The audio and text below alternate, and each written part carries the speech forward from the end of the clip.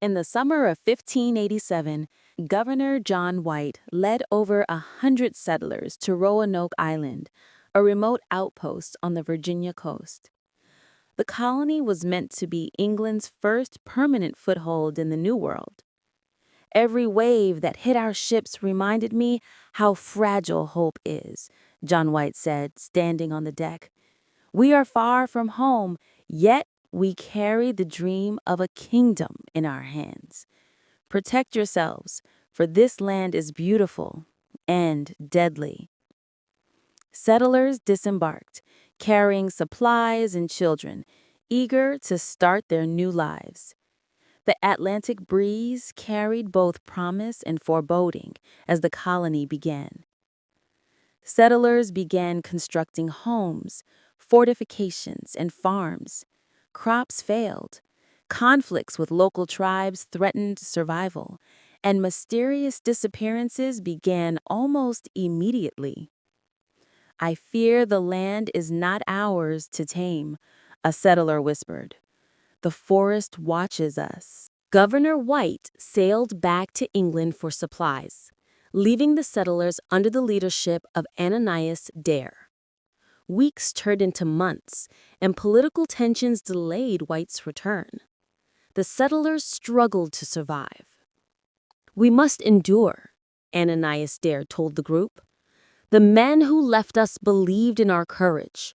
Let us honor them. As time passed, disease, hunger, and isolation took their toll. The colony grew more desperate. Months later, crops failed entirely. Smoke columns appeared at night, but no one returned from the forest. Only strange carvings and subtle signs hinted at the settlers' fate. Did they leave? Or did the forest take them? A young settler murmured.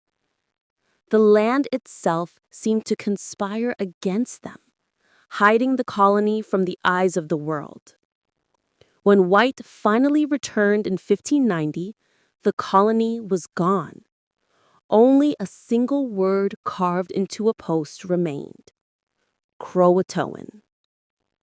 For 3 days and nights I searched, White said, calling into the dense forest. Where had they gone? Speak, spirits of the land. The mystery deep. The local CROATOAN tribe shared tales of English settlers integrating into their community, yet proof remained elusive. They walked with us, a tribal leader said, but some vanished beyond our sight. The sea claimed them, or perhaps the forest.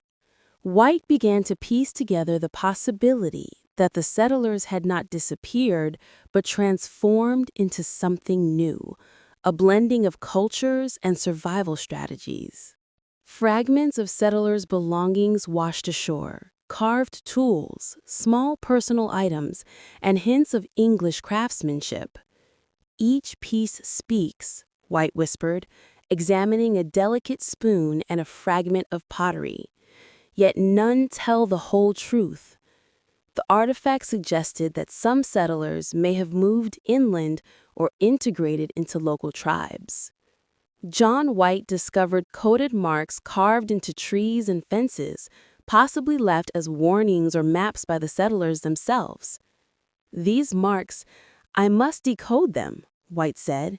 They are the voice of the lost, guiding those who dare to. Camping near an abandoned settlement, White heard faint chanting and footsteps not his own. The night speaks to us, he muttered, and sometimes we answer in silence. Fear and mystery surrounded him. Shadows moved, and the forest seemed alive, holding centuries of secrets in every leaf and stone. Following a winding river inland, White found traces of early settlements that could have been extensions of Roanoke. Every bend of this river holds a story, he said. Every stone hides a secret. Here, he saw how settlers may have adapted to survive, building small communities hidden from outsiders. A violent storm struck while exploring these inland settlements. Trees fell, rivers swelled, and White struggled to reach shelter. "Hold on! I must see this through," he shouted to himself, drenched and exhausted. The storm served as a reminder of the harsh realities the settlers faced and how survival depended on adaptability and resilience. Artifacts suggested settlers had married into local tribes, blending traditions and knowledge. They lived on in ways we cannot fully understand, White realized. The first lost colony was not destroyed. It had. White met villagers whose ancestors were a mixture of English settlers and CROATOAN tribespeople. "Our ancestors walked with theirs," an eldest said. "They became us as the forest watched." History was not erased. It had evolved, living in bloodlines, stories, and culture. White finally understood the colony's secret: transformation, not disappearance. The settlers' story survived through adaptation and assimilation. "They are here, just not as history imagined," he said, gazing over the river valley, sunlight breaking through the trees. The lost colony had endured, not in records or maps, but in the lives of people and the land itself. John White returned to England carrying the story of Roanoke's hidden legacy.